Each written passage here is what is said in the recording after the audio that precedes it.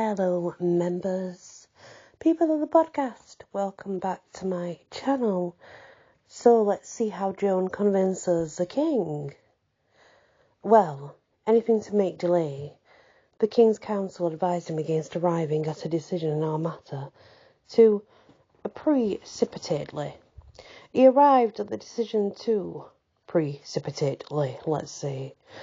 So they sent a committee of priests, always priests, into Lorraine to inquire into Joan's character and history, a matter which would consume several weeks, of course. You see how fastidious they were. It was as if people should come to put out the fire when a man's house was burning down.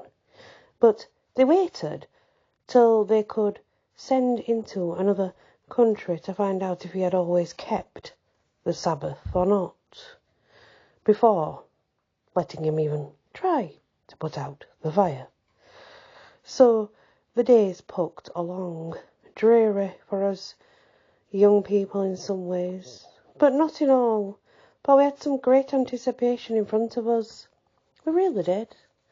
We, being as young as we were, we'd never seen the king, and now some day we should soon have the prodigious spectacle to see and to treasure in our memories all our lives. So we were on the lookout, and always eager and watching for the chance. The others were doomed to wait longer than I, as it turned out. One day great news came. The Orleans commissioners, with Yolande and our knights, had at last turned the council's position and persuaded the king to see Joan. Joan received the immense news gratefully, but without losing her head. As with us others, it was otherwise. We could not eat or sleep or do any rational thing for the excitement and glory of it. During 2 days, our pair of noble knights were in distress and trepidation on Joan's account, for the audience was to be at night, and they were afraid that Joan would be paralysed by the glare of light from the long files of torches, the solemn pomps and ceremonies, the great encores and concourse of renowned personages, the brilliant costumes and the other splendours of the court, that she, a simple country maid, and all unused to such things, would be overcome by these terrors and make a piteous failure. No doubt I could have comforted them, but I was not free to speak. Would Joan be disturbed by this cheap spectacle, this tinsel show, with its small king and its butterfly dukelets? She was the one who had spoken face to face with the princes of heaven, the familiars of God, and seen their retinue of angels stretching back into the remoteness of the sky, myriads upon myriads, like a measureless fan of light, a glory like the glory of the sun streaming from each of those innumerable heads, the massed radiance filling the deeps of space with a binding splendour. I thought not. Queen Yolande wanted Joan to make the best possible impression upon the king and the court, so she was strenuous to have her clothed in the richest stuffs, wrought upon the princeliest pattern, and set off with the jewels.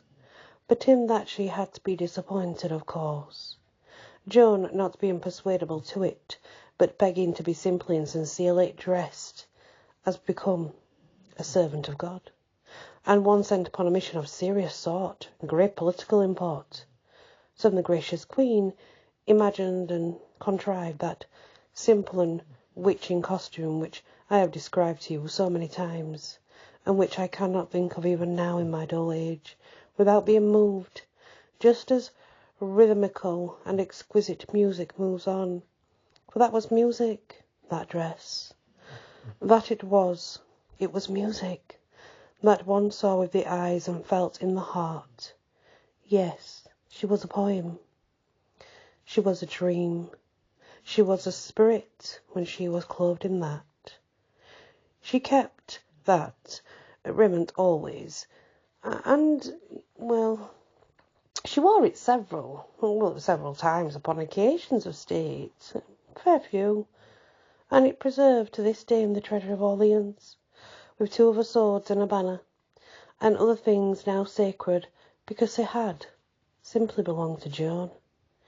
At the appointed time, the Count of Vendôme, a great lord of court, came richly clothed, with his train of servants and assistants, to conduct Joan to the king, and the 2 knights and I went with her, being entitled to this privilege by reason of the official positions near her person.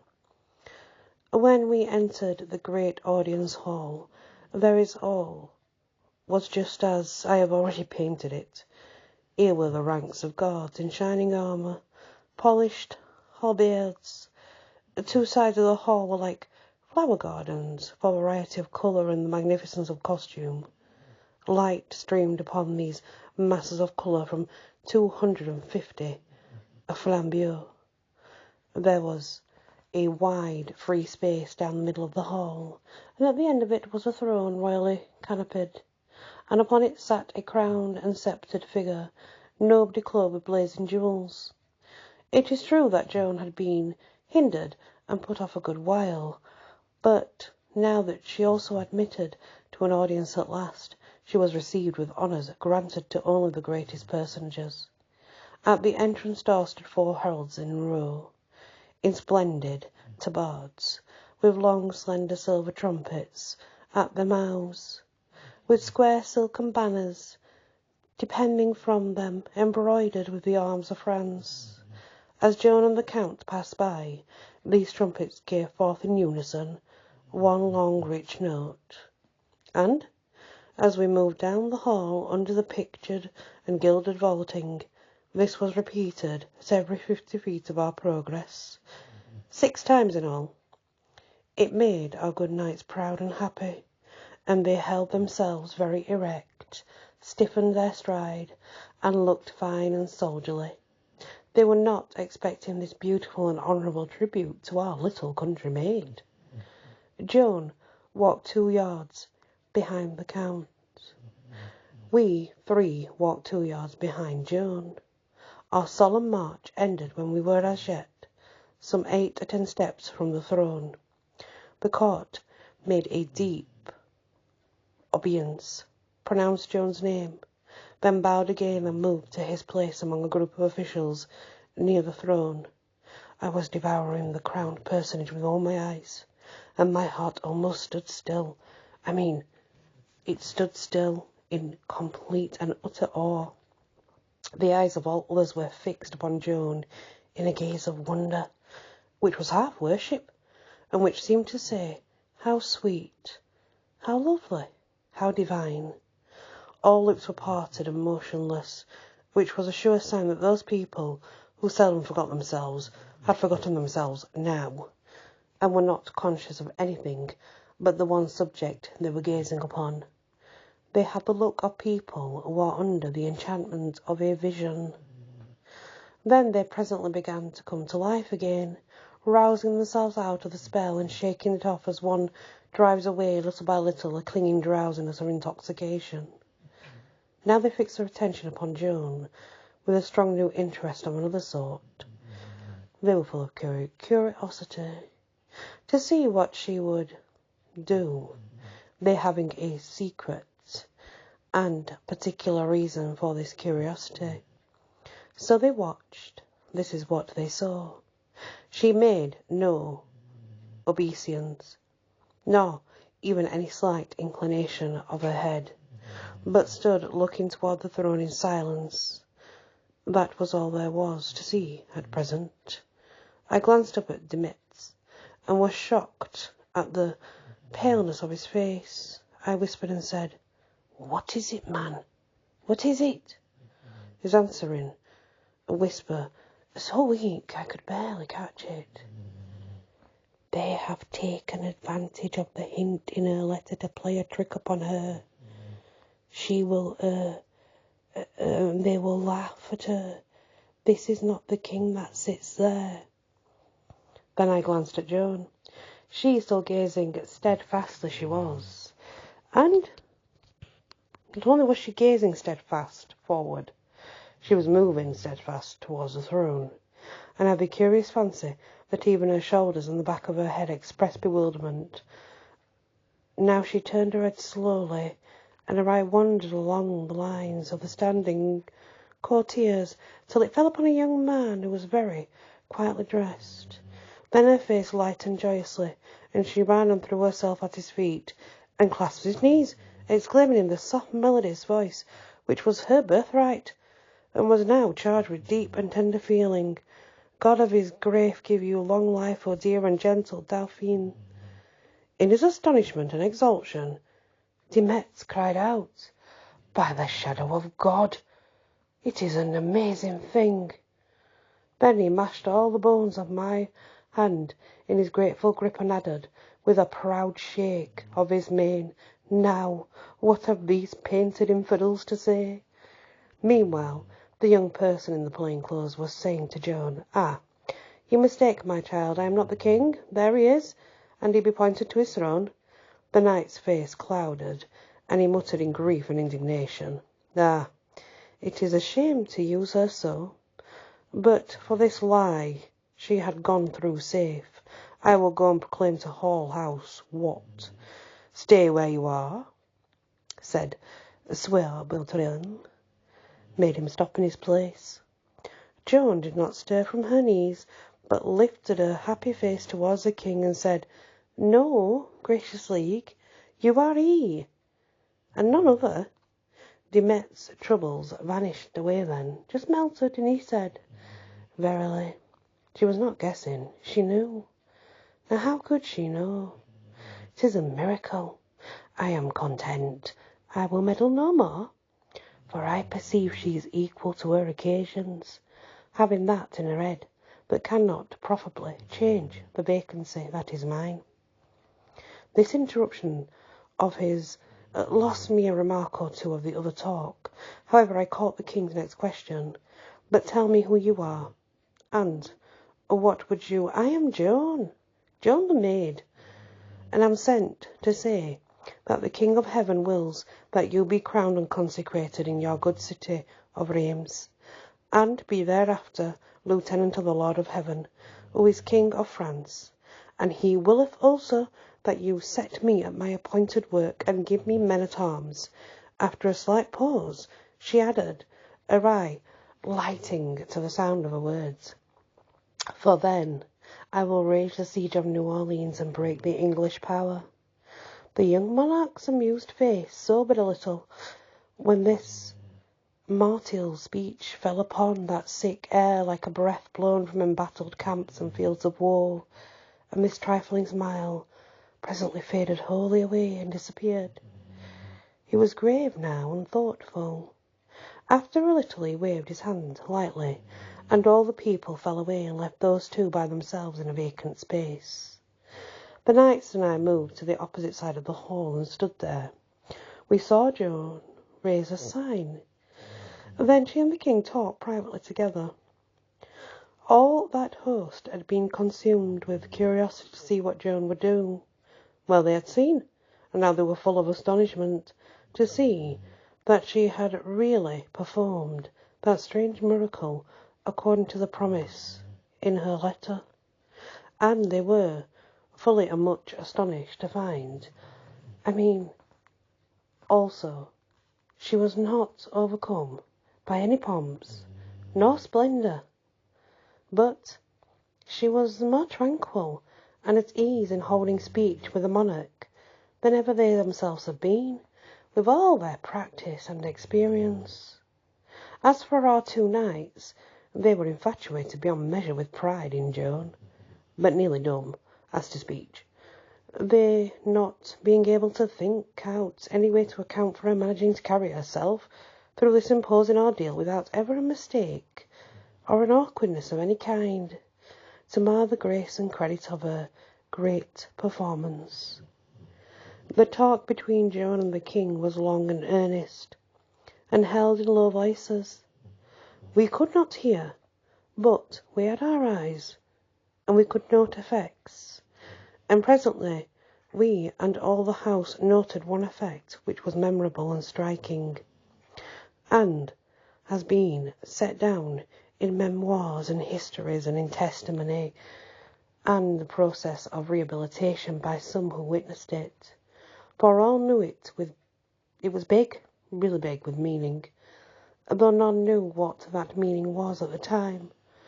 Of course, for suddenly we saw the king shake off his indolent attitude and straighten up like a man, and at the same time look immeasurably astonished. It was as if Joan had told him something almost too wonderful for belief, and yet of a most uplifting and welcome nature. It was long before we found out the secret of the conversation. Of course we know it now, and all the world knows it. The part of the talk was like this, as one may read in most histories. The perplexed king asked Joan for a sign. He wanted to believe in her mission, and that her voices were supernatural, and endowed with knowledge hidden from mortals. But how could he do this? These voices could prove their claim in some absolutely unassizable way. It was then that Joan said, "I will give you a sign, and you shall no more doubt. There is a secret trouble in your heart which you speak of to no one, a doubt which wastes away your courage and makes you dream of throwing away and fleeing from your realm. Within this little while you have been praying in your own breast that God of his grace would resolve that doubt, even if the doing of it must show you that no knightly right is lodged in you." It was that, just that amazed the king, for it was, as she said, his prayer the secret of his own breast, and none but God knew about it. So she said, "The sign is sufficient. I know now that these voices are of God. They have said true in this matter. If they have said more, tell it me, I will believe. They have resolved that doubt. I bring their very words. Which are these? Thou art lawful heir to the king thy father, and true heir of France. God has spoken it. Now lift up thy head, and doubt no more, but give me men at arms, and let me about my work." Telling him he was of lawful birth was what straightened him up and made him a man at that moment, removing his doubts upon the head and convincing him of a royal right. And if any could have hanged his hindering and pestiferous counsel and set him free, he would have answered Joan's prayer and set her in the field. But no, those creatures were only checked, not checkmated. They could invent some more delays. We'd been made proud by the honours which had been so distinguished. Joan's entrance into the palace, the honours restricted to personages of high rank and worth. But that pride was nothing. It was nothing compared to the pride we had in the honour done her upon leaving it. For, whereas those first honours were shown only as the great, these last up to this time had been shown only to the royal. The king himself led Joan by the hand down the great hall to the door, the glittering multitude standing and making reverence as they passed, and the silver trumpets sounding those rich notes of theirs. Then he dismissed her with gracious words, bending low over her hand and kissing it. Always from all companies, high or low, she went forth richer in honour and esteem than when she came. And the king did another handsome thing by Joan, for he sent us back to Coudray Castle, torch-lighted and in state, under escort of his own troop, his guard of honour, the only soldiers he had, and finely equipped, and bedizened they were. though they hadn't seen the colour of their wages, not at all, since children, as a body might say. The wonders which Joan had been performing before the king had been carried all around by this time, so the road was packed with people who wanted to get sight of her, that we could hardly dig through. And as for talking together, we couldn't. All attempts at talk being drowned in a storm of shoutings and huzzas that broke out all along as we passed, and kept abreast of us like a wave, the whole entire way through. And that is the end of that part, guys, of our wonderful Joan of Arc. Oh wow, she's amazing, isn't she?